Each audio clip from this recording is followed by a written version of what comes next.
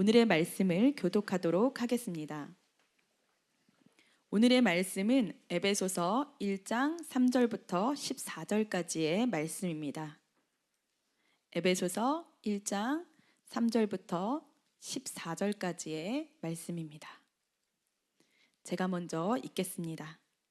찬송하리로다. 하나님 곧 우리 주 예수 그리스도의 아버지께서 그리스도 안에서 하늘에 속한 모든 신령한 복을 우리에게 주시되 곧 창세전에 그리스도 안에서 우리를 택하사 우리로 사랑 안에서 그 앞에 거룩하고 흠이 없게 하시려고 그 기쁘신 뜻대로 우리를 예정하사 예수 그리스도로 말미암아 자기의 아들들이 되게 하셨으니 이는 그가 사랑하시는 자 안에서 우리에게 거저 주시는 바 그의 은혜의 영광을 찬송하게 하려는 것이라.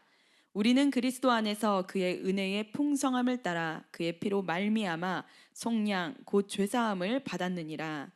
이는 그가 모든 지혜와 총명을 우리에게 넘치게 하사 그 뜻의 비밀을 우리에게 알리신 것이요 그의 기뻐하심을 따라 그리스도 안에서 때가 찬 경륜을 위하여 예정하신 것이니 하늘에 있는 것이나 땅에 있는 것이 다 그리스도 안에서 통일되게 하려 하심이라.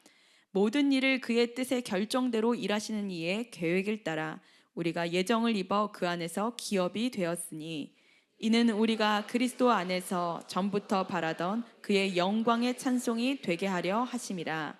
그 안에서 너희도 진리의 말씀 곧 너희의 구원의 복음을 듣고 그 안에서 또한 믿어 약속의 성령으로 인치심을 받았으니 이는 우리 기업의 보증이 되사 그 얻으신 것을 속량하시고 그의 영광을 찬송하게 하려 하심이라. 아멘. 자리에 앉으시겠습니다. 이제 담임 목사님께서 나오셔서 구원의 목적이라는 제목으로 말씀 전해주시겠습니다. 할렐루야. 순전한 교회 주일 예배에 참여하시는 여러분 모두를 주님의 이름으로 환영합니다. 우리 인사 나누실까요? 잘 오셨습니다. 사랑하고 축복합니다. 오늘 예배가 끝나고 나면 형제님 한 분이 본국으로 돌아가는데 종교의 자유가 없는 곳입니다. 너무 귀한 것이 우리나라에 와서 여기서 복음을 듣고 예배 드리면서 예수 그리스도를 믿기로 결정하고 떠나기 전에 침례를 받고 그 땅으로 이제 저희가 보내는 거예요. 그래서 이게 가장 중요한 선교 중에 하나죠. 그래서 선교적인 마음 가지고 여러분들 함께 축복하는 마음으로 침례식 함께 해주시면 감사하겠습니다. 한 가지 광고를 좀 드릴게요. 6월 13일 토요일 오후 1시에 거룩한 방파제라는 집회가 있습니다. 이거는 다른 게 아니라 포괄적 차별금지법을 반대하기 위한 집회입니다. 종교적인 분명한 우리의 신앙의 이유를 가지고 이 집회에 참여하는데 정치적인 목적을 이야기하고 그런 곳이 아니에요.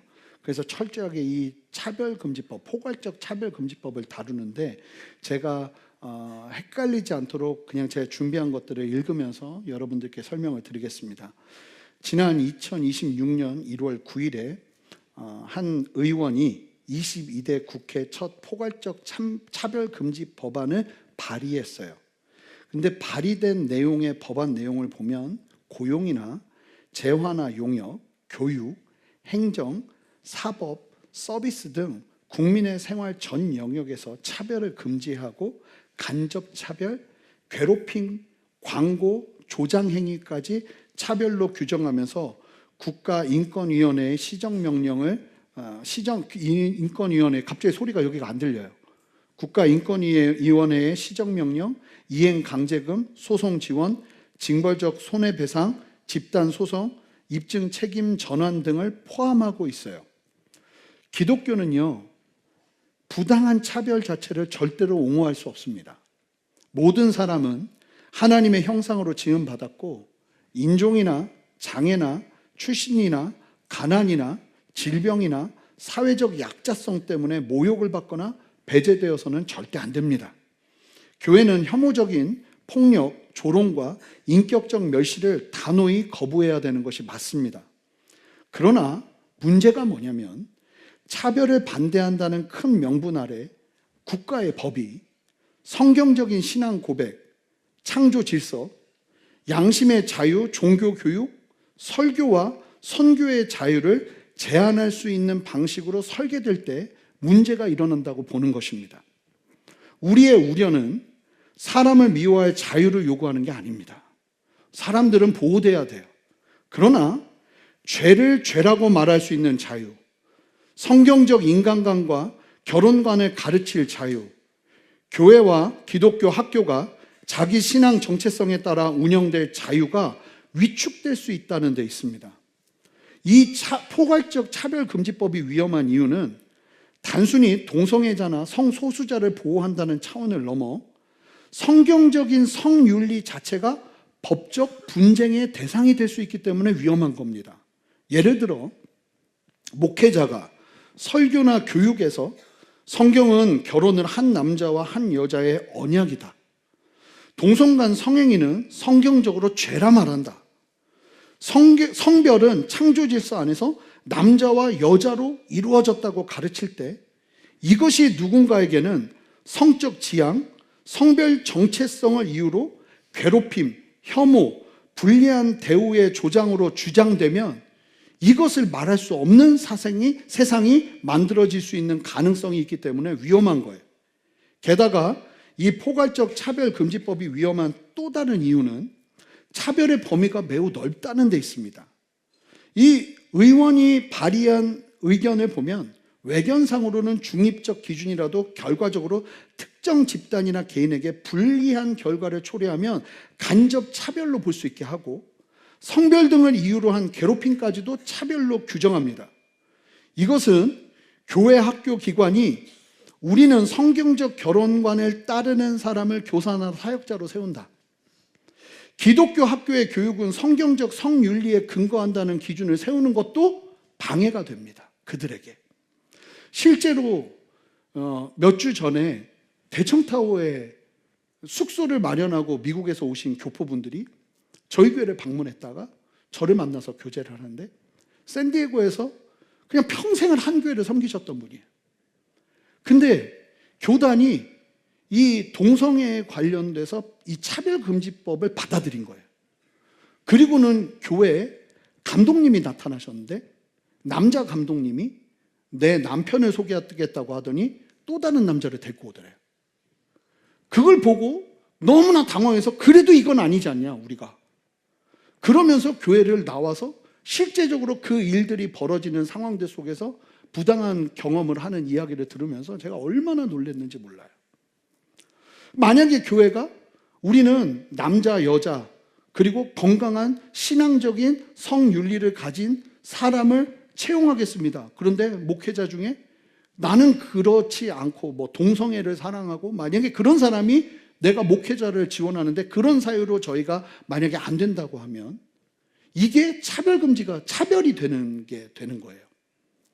그래서 결국 국가기관이나 법원이 신앙적 기준의 합리성을 판단하게 될 위험이 들어가는 거예요.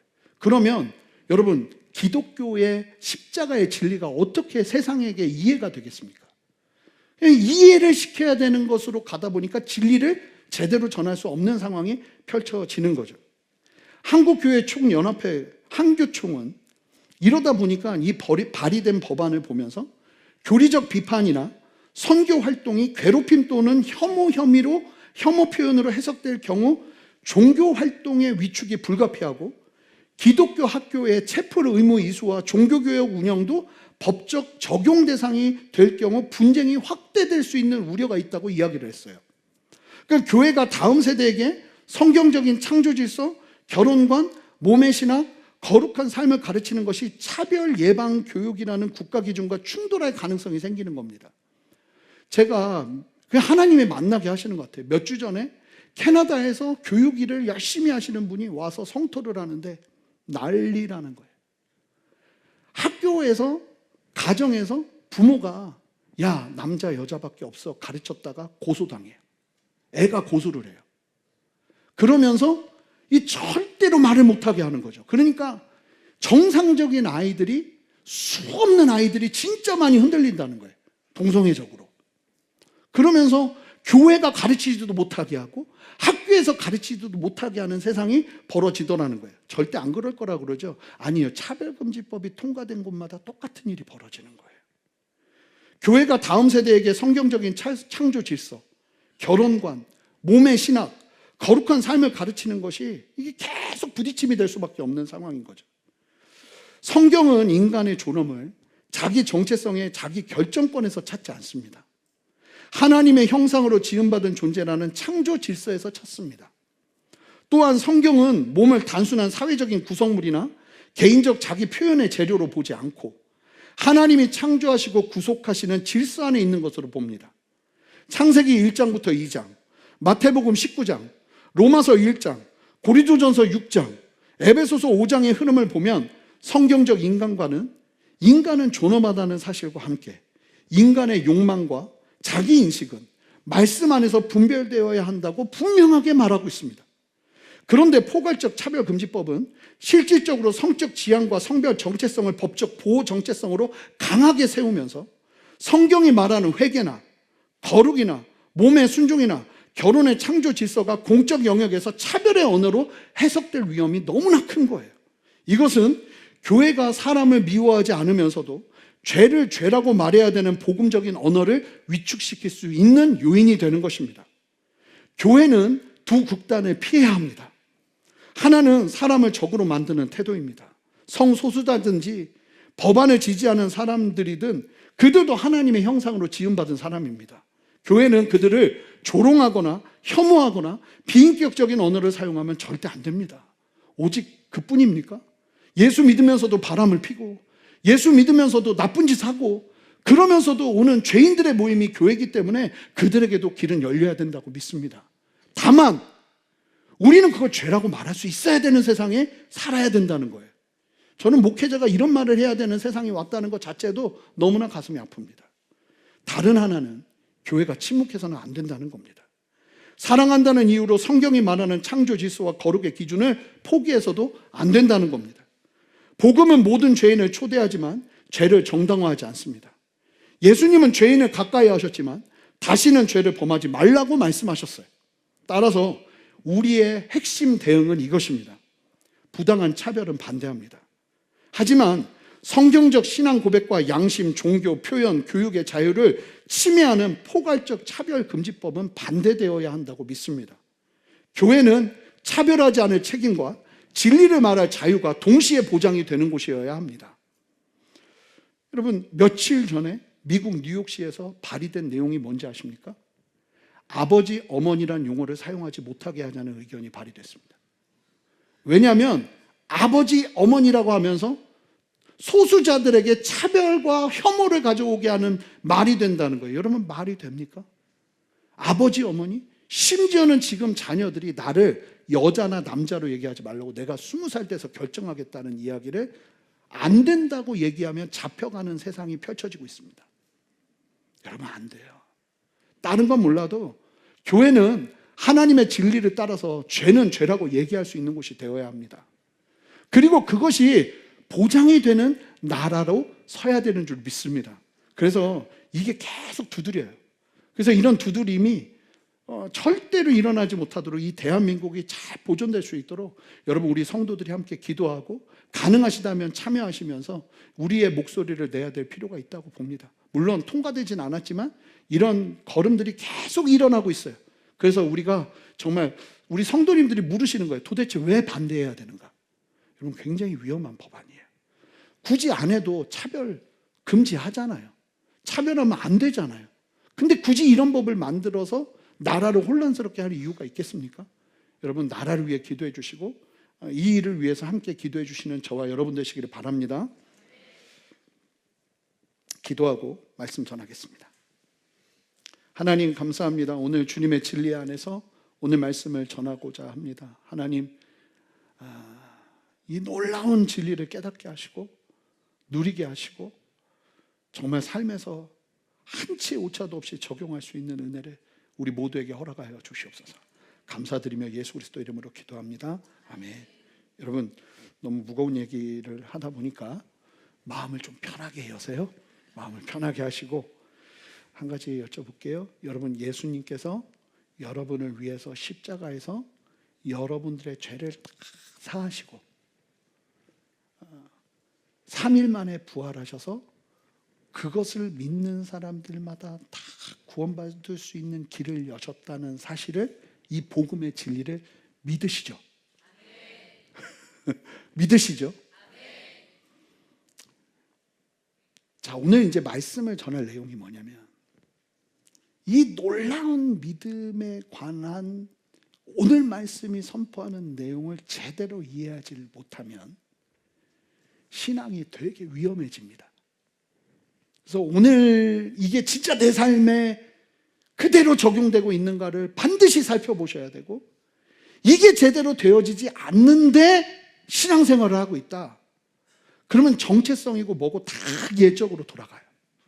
그래서 이 부분을 분명히 세우면서 함께 서는 은혜를 누리면 좋겠는데, 여러분, 우리가 어떻게 하나님의 자녀가 되고 천국 시민이 된 것입니까? 딱 하나, 예수 그리스도, 지금 아멘 하셨던 예수 그리스도를 믿는 믿음 때문이죠. 이 믿음이 얼마나 놀라운 것인지 오늘 본문이 얘기하거든요. 3절 함께 읽습니다.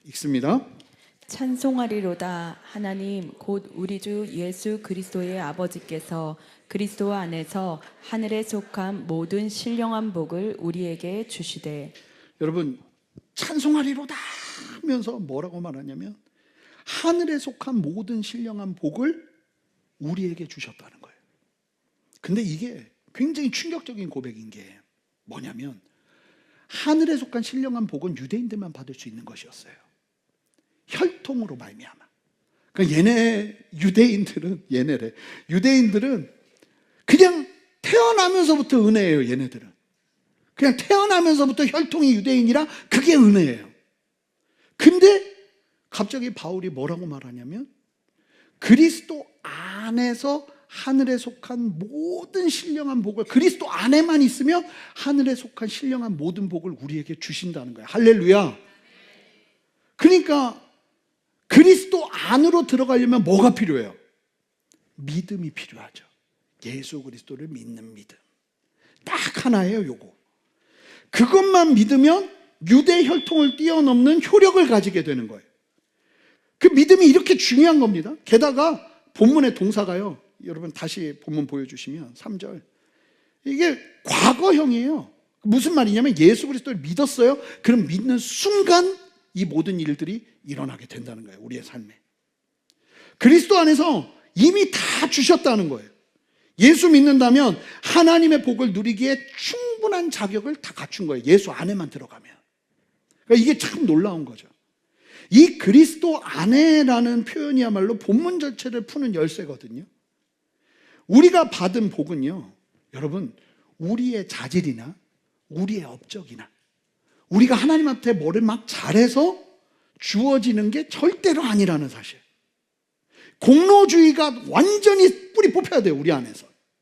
이 공로주의적인 세계관, 내가 뭘 잘해야 하나님이 나를 복을 주셔, 절대로 그렇지 않다는 거예요. 그리스도인들은 이미 복을 받은 사람들이 하나님 앞에 감사함으로 순종하는 곳이지, 순종을 통해 복을 얻으려는 곳이 절대로 아니에요. 그러니까 여러분들의 동기 중에 막 하나님께 난 막 택함을 받으려고, 막 선택을 받으려고, 막 그러면서 뭔가를 하려고 그래요. 내가 하나님께 더 큰 복을 받으려고. 사실은 그것은 굉장히 위험한 행동이에요. 우리는 그 정도의 수준의 걸음을 걷지 않아요. 예수 그리스도를 믿기만 하면 복은 이미 다 주어져요.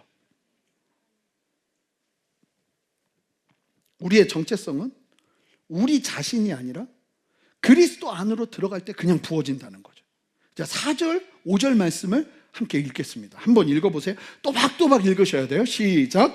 곧 창세전에 그리스도 안에서 우리를 택하사 우리로 사랑 안에서 그 앞에 거룩하고 흠이 없게 하시려고 그 기쁘신 뜻대로 우리를 예정하사 예수 그리스도로 말미암아 자기의 아들들이 되게 하셨으니. 자, 기가 막힌 얘기를 하는데, 내가 예수님 믿은 거잖아요.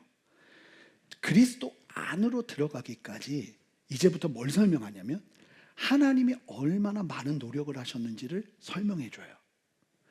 내가 그리스도 안으로 들어간 것 같잖아요. 내가 예수 믿고 예수 안으로 들어온 것 같잖아요. 근데 이 믿음이 얼마나 놀라운 것인지를 설명을 하는데 뭐라고 말하냐면, 곧 창세전에, 창세전이란 게 뭐예요? 세상을 만드시기 전부터 그리스도 안에서 우리를 선택하셨다는 거예요. 여러분 너무 많은 생각을 하지 마세요. 그냥 이 사실을 믿음으로 아멘 하시기 바랍니다. 이해가 안 되더라도 아멘 하시기 바라요. 근데 놀라운 사실이 뭐냐면 하나님이 세상이 시작되기도 전에, 우리가 어떤 공로도 쌓기 전에 하나님이 우리를 택하셨다는 거예요. 그리고 그 택하심을 뭐라고 말하냐면 예정이라고 이야기한다는 거예요. 미리 정하셨다는 거예요. 우리를 예수 그리스도로 말미암아 자기의 아들들이 되게 하셨는데, 그 중요한 건 선택의 근거가 뭐냐면 딱 하나, 하나님 그분의 기쁘신 뜻이에요. 하나님 마음대로. 근데 내가 예수 믿는 거예요. 우리가 잘나서가 아니라, 우리가 어떤 자격을 갖춰서가 아니라, 오직 하나 하나님 그분의 기쁘신 뜻대로 택함을 받은 사람들이 예수 믿는다는 거예요. 예수 안으로 들어온다는 거예요. 이거를 신학적으로 주권적 은혜라고 그래요. 주권적 은혜. 오직 하나님 그분의 주권적인 뜻 아래. 그래서 여기서 어떤 외적 조건도 하나님의 선택에 영향을 줄 수 없어요.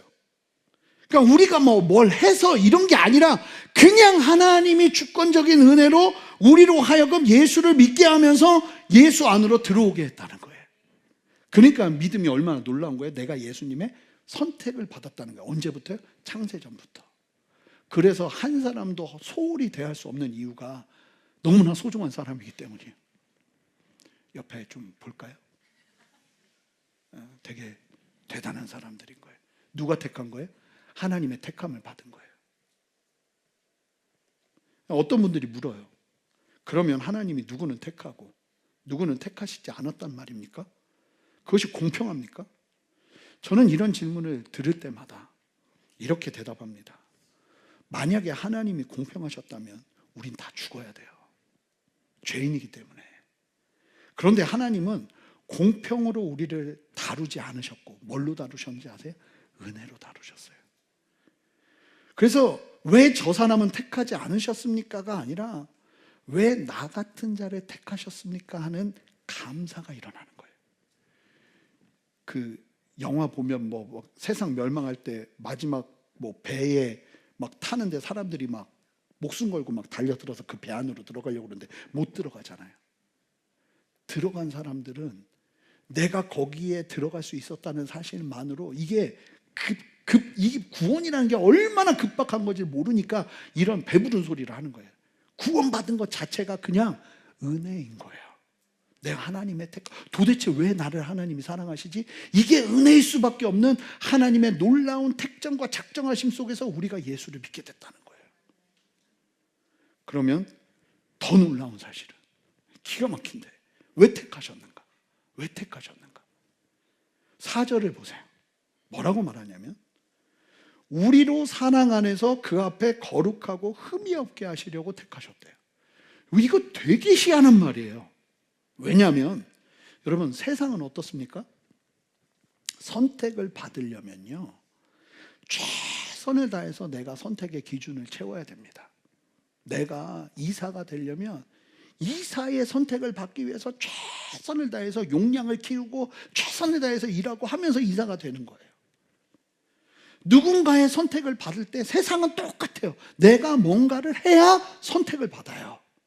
어떤 거기에 합당한 존재로 준비가 돼야 선택을 받아요. 이 최고로 이게 무서운 게 서바이벌 이런 거 아니에요? 거기에 선택될 수 있는 수준이 돼야 선택을 받잖아요. 이게 세상의 방식이란 말이에요.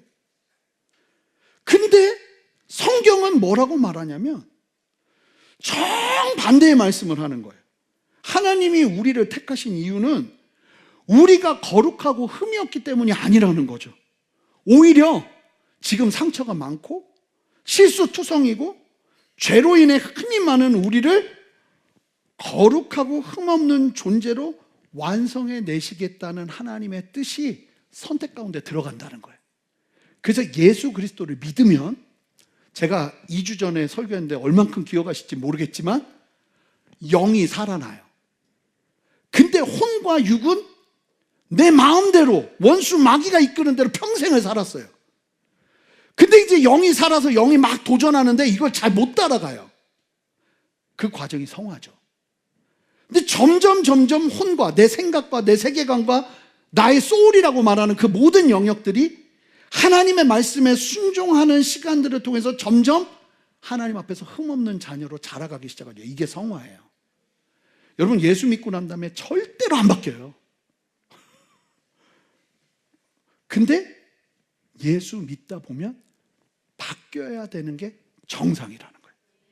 예수 믿으면 무조건 바뀌어야 되는 게 정상이라는 거예요. 10년 전이나 지금이나 변함이 없다. 그러면 지금 일단은 빨리 체크를 하셔야 되는 거죠. 왜냐하면 저 보세요. 하나님이 창세전부터 작정해서 온전케 하려고 구원을 이루셨는데 하나도 온전케 안 돼. 그러면 뭐예요? 하나님은 실수하지 않으세요. 내가 하나님의 택함 속에서 진짜 제대로 된 믿음을 가지고 있나 확인해 보셔야 되는 거예요. 위대한 조각가가 산에서 거치고 투박한 원석 하나를 선택했다고 가정해 보겠습니다. 그럼 조각가가 그 돌을 택한 이유는 돌이 아름다운 조각상을 가지고 있기 때문이 아니라 조각가의 머릿속에는 이미 그 돌을 깎아 다듬어 만들 청사진을 갖고 있는 거예요. 하나님이 창세전에 우리를 택하실 때 돌 같은 우리를, 원석 같은 우리를 택하셔서 예수 믿잖아요. 그럼 하나님이 깎아내세요. 참 신기하게 깎아내세요. 돌아보면 하나님이 막 한두 개를 깎는 게 아니에요. 반드시 그 은혜가 있다는 거예요. 예수 믿으면. 할렐루야. 택하심은 그래서 우리에게 소망이 돼요. 내가 예수를 믿은 게 이게 하나님의 택하심이라고? 그러면 어떤 소망이 일어나는 거예요? 아, 하나님이 나를 빚어가시겠구나. 이 소망이 일어나는 거죠. 내가 원하는 거에 필요한 하나님, 나를 위한 구원자 하나님이 아니라 하나님이 이제 나를 빚어가시겠구나 하는 그 믿음 위에 있게 되는 거예요. 하나님 빚어가시더라고요. 빚어가세요. 막 상황과 환경과 여러 통로를 통해서 막 빚어가세요.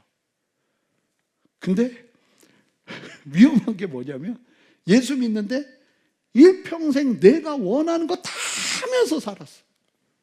어느 누구도 나를 터치하지 않아. 내 인생 내가 그냥 걸어왔어. 만약에 그렇다면 진짜 위험한 거라는 사실을 아셔야 돼. 이 놀라운 하나님의 택하심, 믿음도요, 뭐라고 말하는지 아세요? 우리 공로가 아니에요. 믿음도요, 여러분 예수 믿는다고 하셨잖아요. 아멘? 예수 믿으시죠? 점점 작아지고 있어요. 막 이렇게 얘기하니까 여러분 쫄아들면 안 돼요. 담대하게 얘기해요. 예수 믿으시죠? 아예 없던 믿음도 일어나야 돼요. 예수 믿으시잖아요. 근데 여러분 아멘 하잖아요. 이게 얼마나 놀라운 믿음인지 아세요? 8절 9절 보세요. 이는 그가 모든 지혜와 청명을 우리에게 넘치게 하사 그 뜻의 비밀을 우리에게 알리신 거래요. 그러니까 복음이 갑자기 2000년 전에 예수님이 나의 죄를 위해 이 땅에 오셔서 33년 만에 죽으셨는데 그걸로 모든 문제가 해결이 됐다. 이 사실이 그냥 믿어진다면 이게 어떤 일인가 하면 지혜와 총명을 하나님이 우리에게 넘치게 부어주셔서 그 뜻의 비밀을 우리에게 알리신 거래요. 제가 진짜 설교 준비하다 보면 재밌는 일이 많이 일어나거든요. 이 부분 때문에 멈춰 있었어요. 어떻게, 이게 무슨 말일까? 계속 고민하고 있는데 새벽 예배 드리고 나서 기도하는데 갑자기 말씀 하나가 딱 떠오르는데 이 말씀이더라고요. 지금 좀 풀어지는 거예요.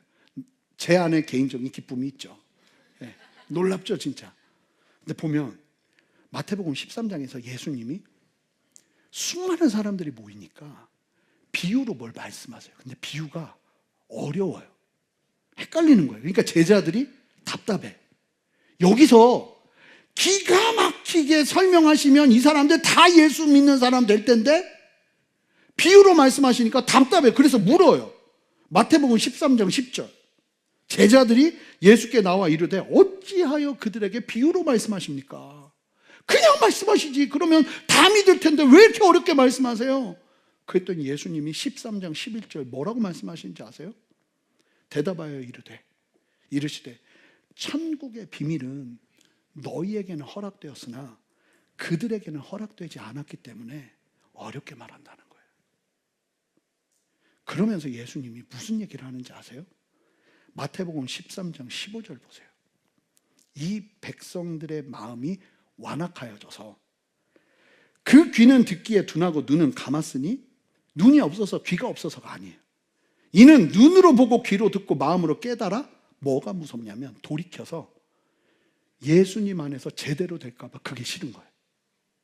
사람들이 예수 믿고 제대로 되는 게 너무 무서워. 이게 원수마귀가 꽉 붙잡고 있는 세계관이에요. 그래서 이러다가 내가 주님께 헌신할 것 같아. 그럼 내 마음을 막 닫고 이런 일이 벌어지는 거예요. 내가 예수님 제대로 믿으면 우리 집이 다 이상해질 것 같아. 그런 두려움이 막 일어난다는 거예요. 믿지 않는 사람들은 다 그런다는 거예요. 듣더니 이거 완전히 우리 골로 보내는 말이네. 이거 믿지 말아야지. 이걸 주일 아침에 왜 이 사람들이 나와서 이 말씀을 듣고 있어? 이런 생각이 든다는 거예요. 일반적으로 그런 사람들에게는 복음이 절대로 깨달아지지 않는, 하나님의 지혜도 없어요. 그런 세상이 그냥 일반적이에요. 그런데 그런 일반적인 세상에서 어떤 기적 같은 일이 벌어지냐면 그래도 예수님이 좋아. 십자가가 믿어져요. 그리고 나도 막 울면서 주님을 위해서 십자가 지고 살겠다고 막 이래요. 누구라도 세상 사람들은 넓은 길로 가고 싶은데 좁은 길로 가라는데 그래야 될 것 같아. 말도 안 되는 일이 벌어지는 이유는 뭐냐면 이게 사람 마음이 바뀌는 게요, 여러분. 세상 힘든 거예요. 이건 불가능한 거예요, 사람 마음 바꾸는 거. 제가 목회하면서 제일 많이 하는 말 중에 하나가, 저도 어쩔 수 없이 많이 하는 게, 사람은 안 바뀌어. 이런 얘기 진짜 많이 하거든요.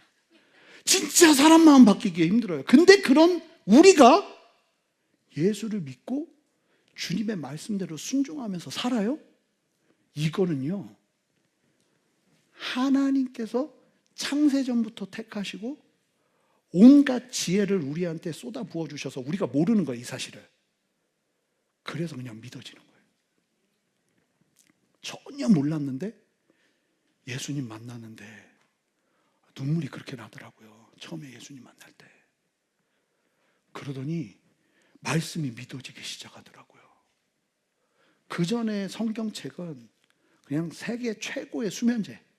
아무리 잠이 안 와도 성경책만 읽으면 그렇게 잠이 와. 그리고 옛날에 성경책은 그렇게 배구 자기 좋은 사이즈였어요. 그랬거든요. 근데 예수가 제대로 믿어지기 시작하면서 그 다음부터 막 이해되기 시작하는데, 오늘 말씀도 보세요. 기가 막혀요. 믿는 게 내가 믿는 게 아니라니까. 믿음도 다 주신 거예요. 그냥 거저 주신 거예요. 다. 모든 게 은혜예요. 할렐루야. 내가 한 건 하나도 없어. 그냥. 근데 그게 내 안에 임한 거예요. 그러니까 이게 얼마나 기적 같은 일이에요. 이 사실을 제대로 깨닫는다면 어떤 일이 벌어지겠어요? 오늘 본문을 보면 두 가지가 일어나요. 두 가지가. 예수 제대로 믿잖아요. 구원의 목적 두 가지가 성취돼요, 우리의 삶에. 근데 일부 때 분위기가 굉장히 깔아앉았었어요. 두 가지가 원하는 게 아닌 게 많아, 진짜로요.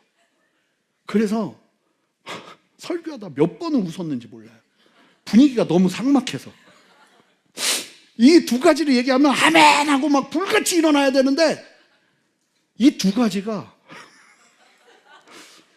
근데 이 두 가지가 나에게 익숙하지 않으면 여러분, 구원의 목적이 내 안에 이루어지지 않는 거예요. 하나님의 목적은 반드시 성취돼요. 그러면 예수 믿어도 헛된 믿음을 가지고 있을 가능성이 너무 큰 거예요. 여러분 보세요. 이게 막 믿음도 내가 믿은 게 아니야. 하나님이 온갖 지혜를 주셔서 내가 이걸 믿게 됐어, 예수를. 봤더니 내가 창세전부터 하나님이 나를 선택하셨어. 세상에 누구도 나를 그렇게 선택해 주지 않는데 하나님이 나를 그렇게 택정하셔서 나를 구원의 길로 이르게 하시고 복음을 이해하게 하셨어요. 그게 전인격으로 내 삶에 들어오면 이제 첫 번째 목적이 성취되는데 뭐가 일어나는가? 자, 6절 마지막, 12절 마지막, 14절 마지막 계속 반복돼서 나오는 얘기가 있어요. 그의 은혜의 영광을 찬송하고. 찬송 정도가 아니라 내가 찬송이 돼버려요. 하나님의 자랑이 돼버려요. 그의 영광을 찬송하게 하려 함이라. 계속 이 얘기가 3번이나 반복돼요. 이게 찬송이 막 터져 나오는 거예요. 여러분, 오늘 본문 에베소서 1장 3절부터 14절은 성경 어디에도 없는 아주 독특한 특징이 헬라어 원문 성경, 즉 바울이 쓴 성경 안에 있어요. 뭐가 특징인지 아세요? 마침표가 없어요. 14절까지 마침표가 없어. 바울이 감옥에 있잖아요. 근데도 예수 구원 생각하니까 이 사람이 마침표 쓸 겨를도 없게 막 폭포수처럼 터져 나오는 거예요. 하나님 앞에. 구원이 얼마나 놀라운 것이고 내가 어떻게 구원을 받았고 예수 그리스도로 말미암아 내가 어떻게 구원을 누렸는지 이 구원이 얼마나 놀라운 것인지 그래서 마지막에 찬송하리로다. 근데 난 감옥에 있어. 근데 그게 나를 어떤 걸음도 막을 수가 없어. 하나님을 찬양하는 걸음을 막을 수가 없는 거야. 그러니까 전심으로 주님을 찬양하면서 이 사람이 마침표를 적지를 못해요. 202개의 단어가 여기에 그냥 쏠려 있어요. 마침표 없이. 막 구원만 생각하면 막 이 사람은 막 찬송이 터져 나오는 거예요. 빌립보 교회에서 빌립보 복음 전할 때 2차 전도행 때 바울이 신라와 함께 로마법으로 매를 맞고 주님 말씀하시는 대로 갔다가 그리고선 지하 감옥에 갇혔는데 뭐 해요? 밤에 찬양해요. 왜 찬양하는 거예요? 내가 두들겨 맞았는데 복음만 생각하면 구원만 생각하면 믿음만 생각하면 이 모든 상황을 뛰어넘는 찬양이 막 불같이 터져 나오는 거예요. 믿음이 뭐예요? 정리해 볼게요. 창세전에 우리가 아무것도 한 일이 없을 때 하나님께서 친히 우리를 하나님의 기쁘신 주권적 은혜에 따라 우리를 예정하셨어요. 그리고는 우리에게 하나님의 지혜와 총명을 주셔서 세상의 이성으로는 이해할 수 없는 복음의 비밀을 깨닫게 하셨어요. 예수를 믿음으로 믿음을 주시고 그리고는 우리한테 뭘 주시냐면 너 내 아들이야 그러세요. 하나님이 천사들한테도 한마디도 그런 말씀 안 하시는 하나님이 너 내 아들이야 그러면서 하늘의 권사의 보좌를 우리에게 허락하시고 우리를 천국 시민으로 이 땅을 살아가게 하시는 거예요. 이건요 기적이에요. 내가 예수 믿는 건 로또 복권에 당첨된 것보다 더한 기적이에요. 기적이라니까요. 로또 복권보다 더 귀한 기적이라니까요. 아멘. 로또 복권 당첨되면 죽습니다. 죽습니다. 지금 그것보다 더한 기적을 말씀드렸는데 아멘. 이게 지금 우리 상황인 거예요. 내가 살아야 될 이유는 돈 버는 겁니까? 자녀를 잘 키우는 겁니까? 건강하게 사는 겁니까? 내가 숨만 쉬어도 내가 살아야 될 이유는 그분을 찬양하는 거예요. 왜냐하면 이미 나에게 모든 것들을 다 행하셨기 때문에. 이 믿음이 없으면 이 찬양이 인색해져요. 찬양은 자랑하고 칭찬하는 건데 내가 뭐 자식이 잘 되고 사업이 잘 되고 증권 잘해가지고 지금 돈 많이 오르면서 기분 좋고 이런 게 찬양의 이유가 되면 굉장히 수준 낮은 예배가 돼요. 근데 생각해 보세요. 찬양할 거리가 없는 사람한테 찬양하는 것만큼 고통스러운 게 없어요. 찬양 이 사람 좀 칭찬 좀 해주세요 그러는데 칭찬할 게 없는데 막 칭찬하려면 아마 온갖 것을 막 다 쥐어 짜야 돼요. 여러분 그런 거 해보셨어요? 칭찬하기 이런 거? 나는 1년에 2번씩 옛날에 했었거든요. 세상 너무 힘들어. 한 15명을 계속 칭찬하기를 반복하면서 계속 해야 돼. 매해마다. 세상 힘들어요. 여러분 찬양이요. 우리 교회가 찬양 되게 중요하게 여기잖아요. 근데 구원의 감격과 은혜를 믿음이 얼마나 놀라운 것인지를 몰라. 십자가의 은혜를 몰라요. 그런 사람들한테 찬양을 하면 이거 세상 괴로운 시간이에요. 막 뭐 왕의 왕, 주의 주 하는데 도대체 예수가 왜 내 왕이야?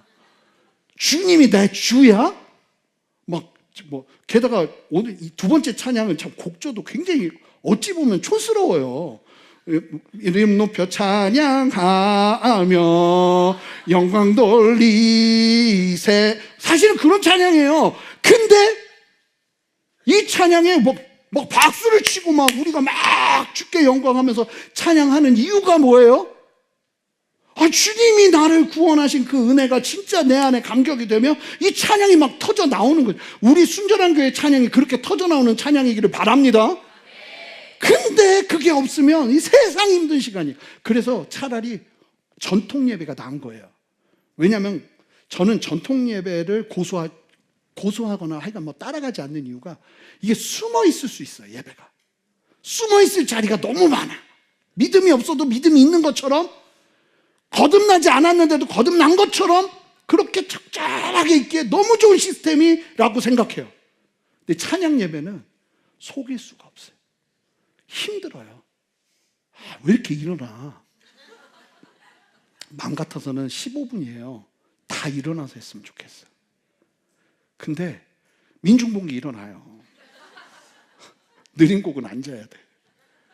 서비스인데 일을 하려면요 앉아있으면 안 되거든요. 하나님 그분을 섬겨드리는 시간인데 이게 막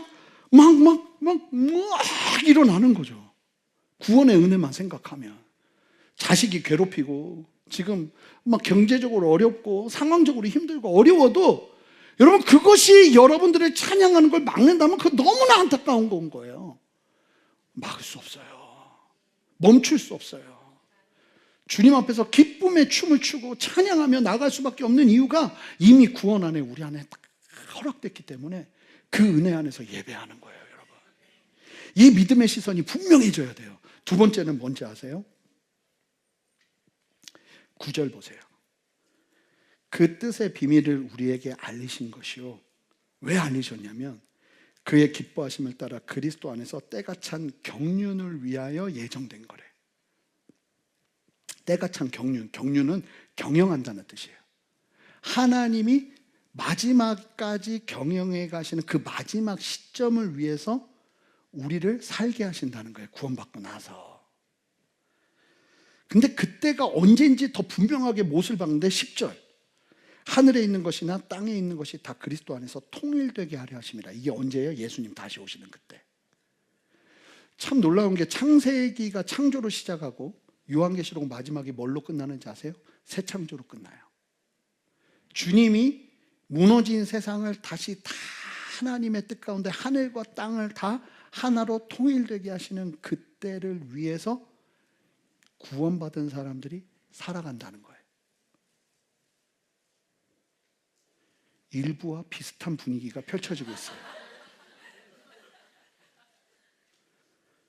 종말이 끝이 아니라 성도의 목표가 되는 거죠. 이게 일어난다는 거예요. 예수 믿으면. 그리고 이 일을 가능하게 13절 14절 보세요. 그 안에서 너희도 진리의 말씀 곧 너희의 구원의 복음을 듣고 그 안에서 또한 믿어 약속의 성령으로 인치심을 받았다. 이게 무슨 얘기인지 아세요? 그래서 이는 우리의 기업의 보증이 되사 보증금처럼 성령을 받는 거예요. 우리가. 그래서 오해하시면 안 되는 게 여러분이 성령 안에, 성령이 내 안에 거하세요. 여러분 믿으십니까? 예수 믿잖아요. 그럼 믿으시죠? 근데 여러분들이 어제 내가 너무나 원하지 않았는데 나도 모르게 그만 술을 엄청 마시고 막 죄를 졌어요. 어찌 보면 막 나쁜 짓도 하고 막 그랬다고 칠게요. 아무도 그런 분은 우리 교회에 없으시겠지만 얼굴빛이 다 좋으세요. 할렐루야. 근데 만약에 그랬어. 그러면 여러분 성령이 여러분들을 떠나실까요? 절대 아니에요. 성령은 여러분 보증금은 없어지지 않아요. 성령은 여러분들이 구원받아서 영화롭게 주님 안에서 구원의 영광을 볼 때까지 우리의 보증과 인치심이 되셔서 우리를 이끄실 거예요. 그러니까 그 성령 안에서 이런 말씀들을 깨달으면서 우리가 주님을 따르는 걸음을 걷게 된다는 거예요. 성령께서 우리의 삶에 절대 무효화되지 않도록 예수님의 그 값비싼 희생과 구원의 은혜, 하나님의 특정하심이 무효되지 않도록 성령 하나님께서 영혼의 안전장치를 걸어두시면서 성령이 우리 안에 계시면서 우리를 이끌어 가시는 거예요. 그래서 우리가 예수 믿으며 보증으로 받은 성령님은 사라졌다 나타나고 그 뭐 옛날 검은 별 같은 분이 아닙니다. 그거 아시면 옛날 사람인데 나타났다 사라지고 사라졌다 나타나는 분이 아니라는 거예요. 이미 여러분들이 무슨 짓을 해도 성령은 여러분들을 떠나지 않아요. 인정해드리기 시작할 때 그분은 다시 우리 안에 역사하세요. 무시해버리고 사는 거죠. 내가 진짜 예수 믿는다 하면서도 내 속을 보면 진짜 나쁜 놈인데 소망이 있는 이유는 여전히 성령이 우리 안에 보증이 되시기 때문이에요. 그러면서 바울이 이 믿음에 관해서, 구원에 관해서 이와 같이 강력하게 이야기를 하는 거죠. 그러니까 바울이 감옥에 갇혀도 그의 정체성이 흔들리지 않는 거예요. 너무나 분명한 구원의 은혜 아래 있으니까. 여러분, 아무리 정체성 이야기를 해도 여러분들이 이 구원의 의미와 목적대로 살아내지 않으면 여러분 다 그냥 돌아가요. 위험하다는 거예요. 진짜 예수 그리스도를 나의 구주로 믿으면 여러분 이 믿음 안에서 구원의 의미를 발견하고 구원의 목적대로 내 삶을 살아내기 시작하는 걸음이 반드시 있게 돼요.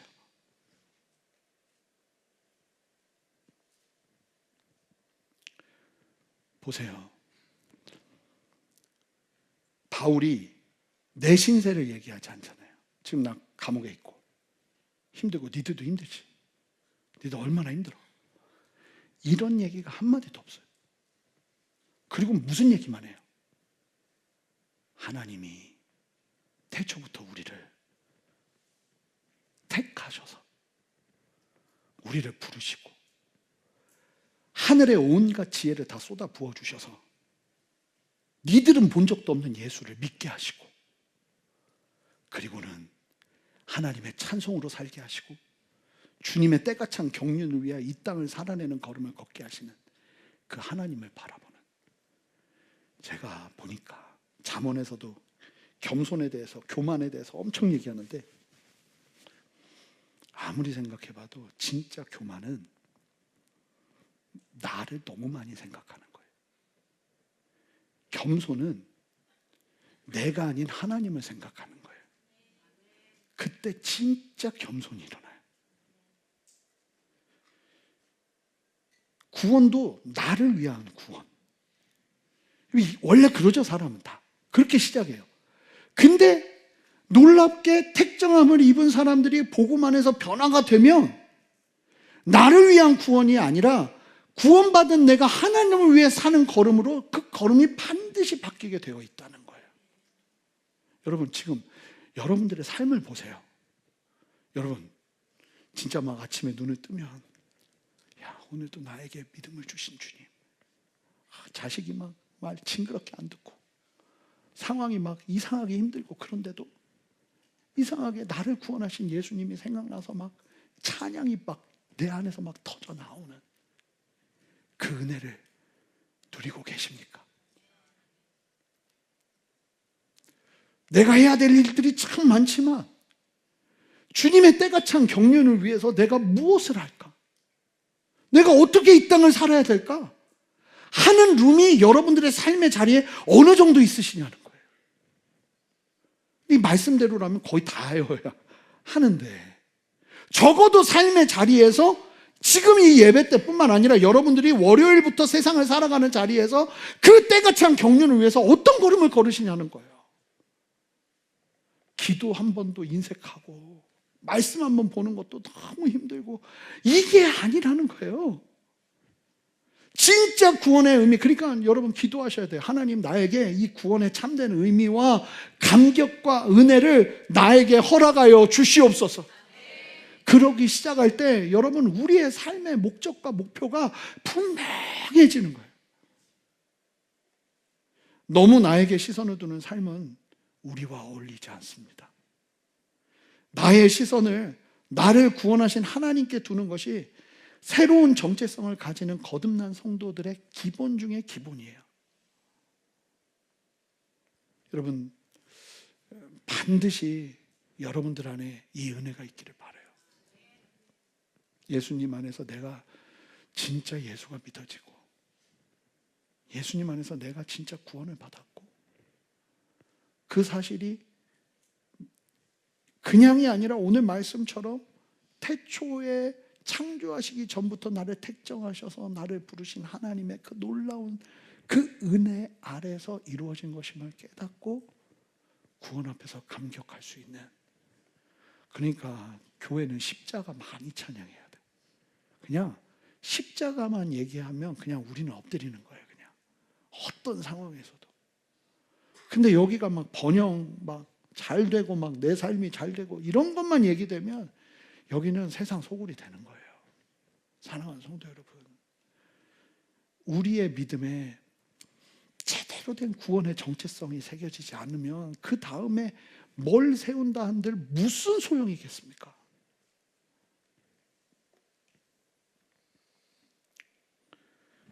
여러분, 키트 다 받으셨죠? 이거 이제 우리 다 같이 일어나서 찬양하다 하고 나서 이 주의 만찬을 할 거예요. 없으신 분들은 손 들어주시면 저희가 전달 드리도록 하겠습니다. 예수 믿고 침례 받으시고 세례 받으신 분들만 받으실 수 있습니다. 우리 다 같이 좀 일어서실게요.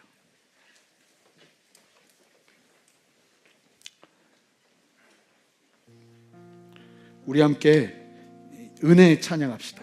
모든 것이 은혜입니다. 고백하면서 우리의 마음을 드리며 나가죠. 함께 고백하겠습니다.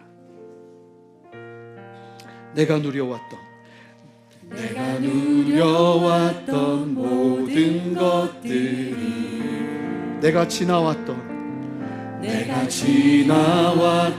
모든 시간이, 내가 걸어왔던 모든 순간이 당연한 것 아니라 은혜였소. 아침 해가 뜨고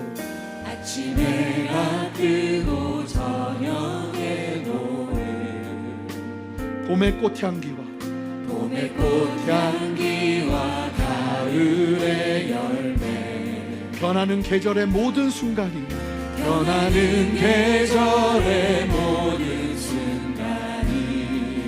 당연한 것 아니라 은혜. 우리 두 손을 듭시다. 모든 것이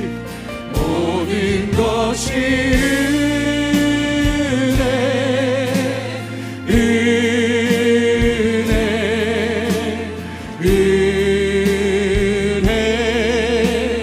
한없는 은혜. 내 삶에 당연한 것 하나도 없었던 것을, 모든 것이 은혜였소. 내가 이 땅에 태어나 사는 것, 어린아이 시절과 지금까지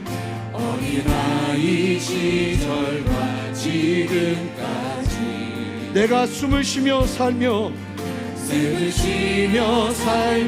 꿈을 꾸는 삶, 당연한 것 아니라 은혜였소.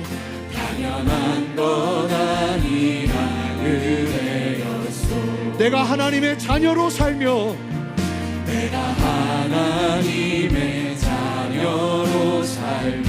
오늘 찬양하고 예배하는 삶,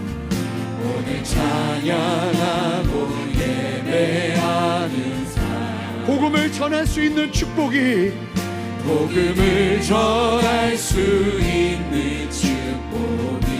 함께 선포합니다. 당연한 것 아니라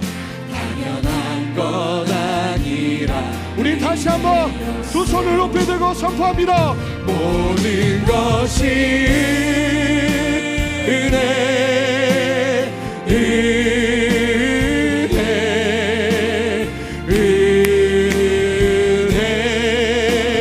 한없는 은혜. 내 삶에 당연한 것 하나도 없었던 것, 모든 것이 은혜. 여러분, 구원은 은혜예요. 함께 선포합시다. 모든 것이 은혜, 은혜,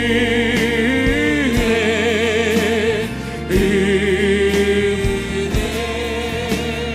한없는 은혜. 내 삶에 당연한 것 하나도 없었던 것을 모든 것이 은혜, 은혜. 여러분의 목소리로 선포하세요. 모든 것이 은혜,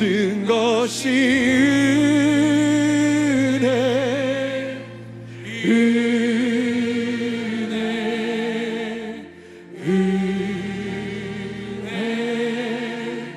한없는 은혜. 내 삶에 당연한 것 하나도 없었던 것을 모든 것이 은혜, 은혜였소.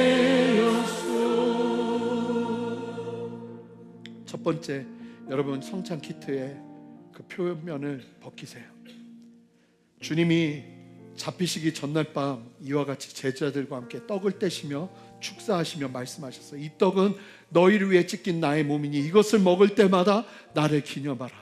주님과 함께 이 떡에 동참하는 믿음 주셔서 감사합니다. 예수와 함께 주님의 길을 걷는 그 귀한 은혜를 허락하여 주시옵소서. 그 마음 가지고 주님의 몸에 동참하시겠습니다.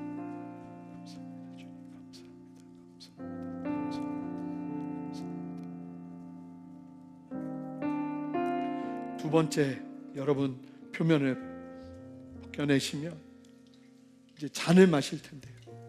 주님은 이와 같이 붉은 잔을 제자들과 함께 나누시면서 말씀하셨어요. 이 붉은 잔은 너희를 위해 흘리는 나의 언약의 피니 마실 때마다 나를 기념하라. 주님, 내가 예수를 믿는 기적을 누리는데 이 은혜가 내 안에 충만하게 임할 수 있도록 주의 보혈로 나를 덮어 주시옵소서. 믿음을 간과하고 믿음을 아주 낮은 수준으로 여기고 중요하게 보지 않았던 나의 중심을 깨뜨려 주시고 참된 믿음 위에 담대히 서게 하여 주시옵소서. 우리 그 마음 가지고 함께 주의 잔에 동참하시겠습니다. 함께 동참하시겠습니다.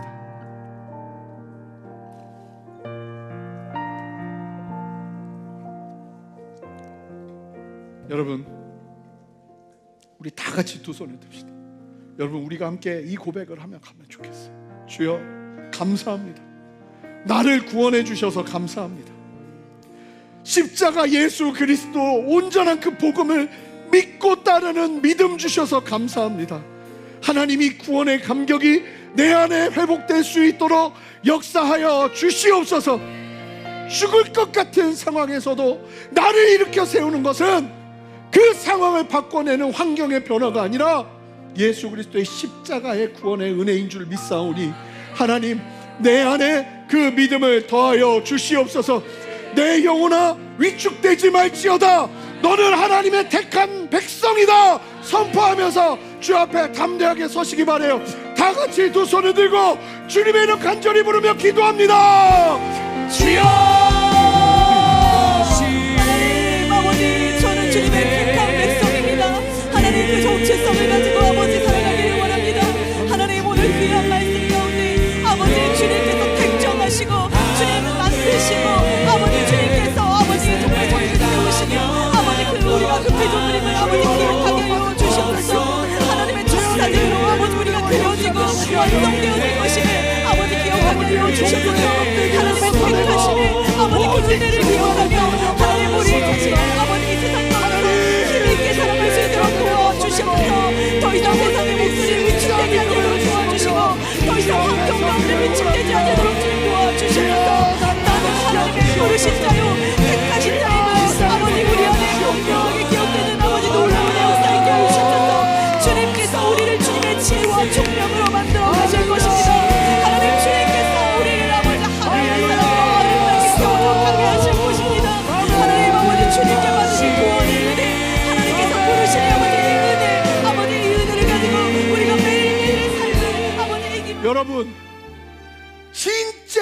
위험한 게 뭐냐면 종교의 영에 사로잡혀 있는 거예요. 신앙의 알맹이와 껍데기를 놓쳐버리고 없는데도 있는 척하는 거예요. 여러분, 우리 주님 앞에 기도하며 나갈 때 하나님, 이 구원의 이유와 목적을 회복하는 참된 신앙을 내가 회복하기를 원합니다. 여러분, 의식할 필요도 없어요. 내가 어떤 직분을 갖고 어떤 모습에 있다 할지라도, 우리 홍미기 목사님 말씀 들었지만 거기에 매이실 필요가 없어요. 진짜 중요한 게 있는데, 예수 믿는 믿음 제대로 가지고 이 땅 살아야 될 거 아니에요. 하나님, 나에게 믿음 더하여 주시옵소서. 진짜 믿음을 회복하게 하여 주시옵소서. 사람에게 보이기 위한 신앙이 아니라 주님 안에 살아있는 내가 되기를 원하오니 주여 나를 살려 주시옵소서. 그렇게 다 같이 두 손에 듭시다. 하나님, 나 믿음 없습니다. 하나님, 오늘 말씀 안에서 믿음이 일어나게 하시고, 하나님, 내 안에 구원의 감격과 기쁨이 회복되며 찬양의 인생, 주님의 마지막 경륜을 향해 나아가는 헌신의 인생이 내 안에 일어나게 하여 주시옵소서. 여러분, 삶의 자리에 예수 믿는다면 때가 찬 경륜을 위해 나아가는 걸음이 반드시 있으셔야 되는 거예요. 하나님의 목적대로 우리는 걸어가게 돼 있어요. 그 구원의 이유를 따라, 구원의 목적을 따라 내가 내 삶을 드리기를 원합니다. 주여 나를 사용하여 주시옵소서. 하나님, 나를 이끌어 주시옵소서. 함께 두 손을 들고 주님 앞에 간절히 기도합니다. 주여! 하나님 아버지, 우리가 구원의 목적대로, 아버지 주님의 부르심의 그 목적대로 살아가는 저희가 되기를 원합니다. 하나님, 우리 안에 있는 종교의 영이 떠나가게 하여 주시옵소서. 하나님 아버지, 하나님께서 우리를 부르신 아버지 구원의 목적대로, 그 은혜를 감사하며 아버지 하나님의 경륜대로 아버지 살아갈 수 있는 저희 될 수 있도록 주님 도와주시옵소서. 하나님 아버지, 하나님의 결정대로, 하나님의 인도하심대로 우리의 인생이 걸어가게 될 줄로 믿습니다. 하나님 뜻하신 것으로 아버지 우리가 이끌려 갈 줄로 믿습니다. 하나님, 우리 안에 아버지 이러한 아버지 결단들이 일어나게 하여 주시옵소서. 나 자신에게 집중되어서 모든 시선들을 이제 내려놓게 하시고, 하나님의 뜻과 하나님의 목적을 향해서 그것을 바라보며 걸어갈 수 있는 아버지 될 수 있도록 주님 역사하여 주시옵소서. 하나님, 그렇게 내가 아버지 주님 이 구원의 목적으로 그 기쁨으로 살아가는 아버지 우리 되기를 원합니다. 하나님, 우리 안에 그 분명한 구원의 시선을, 그 방향성을 주님 허락하여 주시옵소서. 여러분, 교회를 위해 기도해 주셔야 돼요. 교회는 이게 살아있어야 돼요. 진짜 구원의 은혜와 그 감격 속에서 하나님을 찬미하며 하나님을 찬양하는 찬송의 사람들이 복음 안에서 일어나는 놀라운 역사가 우리 안에 일어나는, 아버지 그 세상과 타협하지 않는 생명의 방주, 구원의 방주가 되는 순전한 교회 될 수 있도록 하나님, 우리의 걸음을 이끌어 주시옵소서. 예수 믿는 흉내내는 사람들이 아니라 예수를 사랑하고 주님을 위해 이 땅을 살아내는 성도들의 걸음이 일어나는 곳 되게 역사하시고, 내가 구경꾼이 아니라, 내가 방관하는 사람이 아니라 그 구원을 누리는 하나님 교회의 몸으로 서는 은혜를 허락하여 주시옵소서. 그렇게 나 사용하여 주시옵소서. 우리 교회들, 우리가 모두 함께 다시 한번 주님의 이름 부르며 기도합니다. 주여! 아버지 하나님, 아버지 주님께서 세우시고 아버지 하나님께서 이끄시는 순전한 교회를 위해서 기도합니다. 하나님, 우리 교회가 아버지 구원의 방주, 아버지 생명의 담소 될 수 있도록 도와주시옵소서. 하나님의 복음이 아버지 교회 가운데 선명하게 새겨지며 아버지 우리 교회의 걸음걸음이 하나님의 복음의 걸음, 생명이 흐르게 하여 주시옵소서. 하나님 아버지, 우리 교회가 깨어있기를 원합니다. 아버지 우리 교회가 아버지 믿음 있는 교회 되기를 원합니다. 하나님 아버지, 교회를 깨우시고 일으키시고 인도하시고 세우시는 놀라운 역사 있게 하여 주시옵소서. 하나님 아버지, 주님의 기쁘신 은혜가, 하나님의 이끄신 은혜가 있기를 원합니다. 하나님 아버지, 주님의 목적대로 쓰임받는 교회, 걸어가는 교회 되게 하여 주시옵소서. 선명한 주님의 복음이. 우리 마지막으로 우리 다 같이 두 손을 들고 나라를 위해 기도합시다.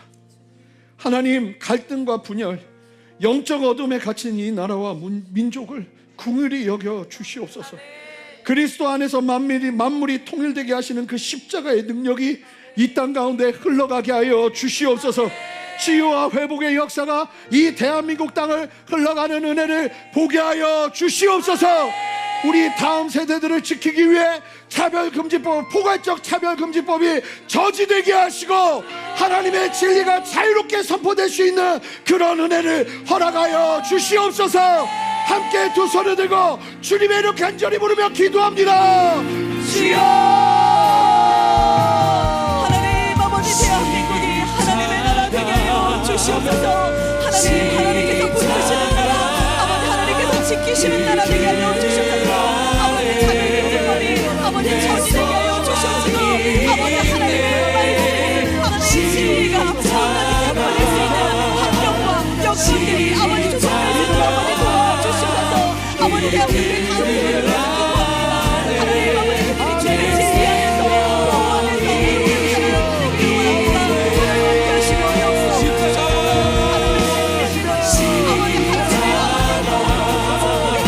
아버지 거룩히 대한민국의 지성을 도와주시옵소서. 주님 불쌍히 여기시고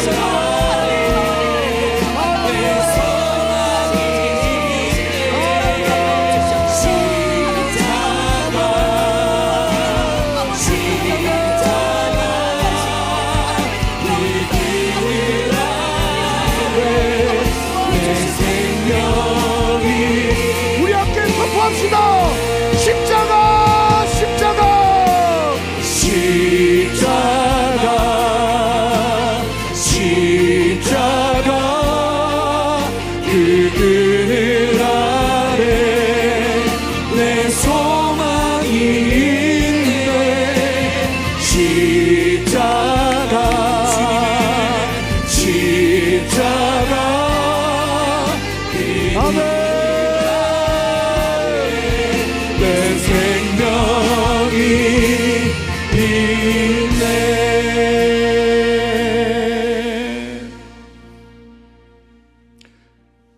세상의 유익을 위해서는 어떤 것도 살펴보는 우리가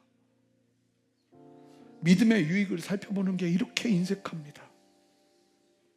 내 믿음이 얼마나 놀라운 것인지를 깨닫는 그 걸음을 걷는 것도 아까운 걸음을 걸었던 우리를 용서하여 주시고 버젓이 성경으로 우리에게 말씀하신 아버지의 이 외침 앞에 엎드리며 깨달으며 하늘의 온갖 지혜로 우리로 하여금 알게 하시며 이 구원의 은혜와 감격을 회복시키시는 주님의 은혜를 이 자리에서 뿐만 아니라 삶의 자리에서 더 순전하게 누릴 수 있는 은혜와 역사를 허락하여 주시옵소서.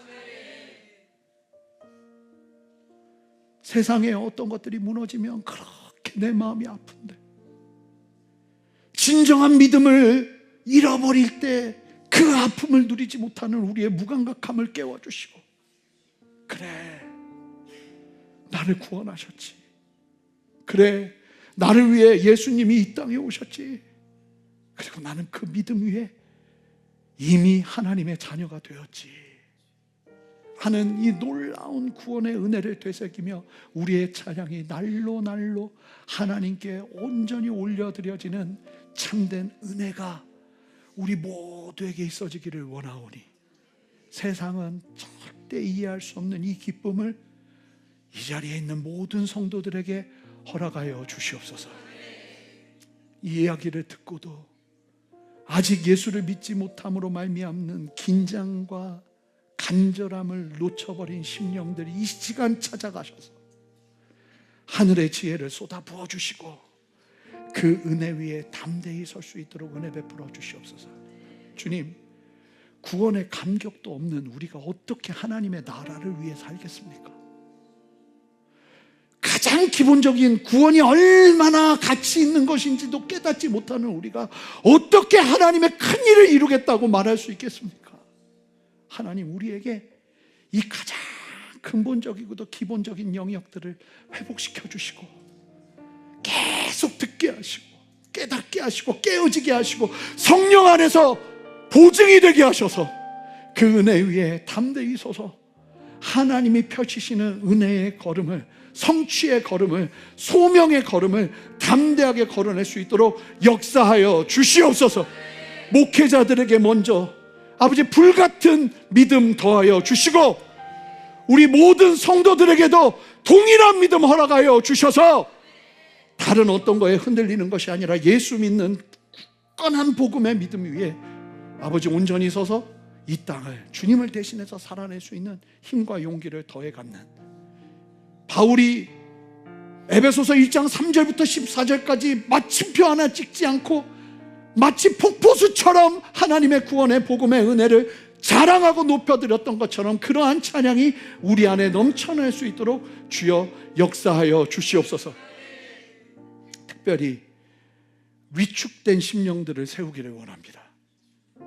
주로부터 오지 않은 세상의 이야기들, 세상의 평가로 인하여 위축된 마음들, 주님 이 시간 붙들어 주시고 싸매 주셔서 주님 안에서 그 위축된 것을 극복하게 하는 상황을 통해서 일어나는 것이 아니라 위축된 그 상황에서 지금 임하는 예수 그리스도의 그 보혈의 놀라운 복음의 은혜가 나를 일으키는 그 생명을 이 시간 모두가 경험하기를 원하오니 주여 역사하여 주시옵소서. 내가 나사렛 예수 그리스도 이름으로 명하는 것은 세상에 어떠함으로 위축된 모든 심령들아, 예수 이름으로 명하노니 복음 안에서 담대하게 일어날지어다. 불같이 일어나는 주님의 그 놀라운 역사를 보게 하시고, 여러분 또 아픈데 손을 얹으세요. 계속 기도합니다. 주님 이 시간 믿음으로 기도합니다. 내가 나사렛 예수 그리스도 이름으로 명하는 것은 하나님 안에 회복되어야 될 모든 기관과 모든 몸의 구석구석 아픈 그 원인이 되는 영역들아, 예수 이름으로 명하노니 예수 그리스도의 이름 안에서 온전하게 회복될지어다. 주님 역사하시고 함께하여 주시옵소서. 믿음에 믿음을 더하시며 우리 안에 역사하시는 주님을 찬양하고 감사드리며 예수 그리스도 이름으로 기도합니다. 아멘. 우리 주님께 영광의 박수 올려드리겠습니다.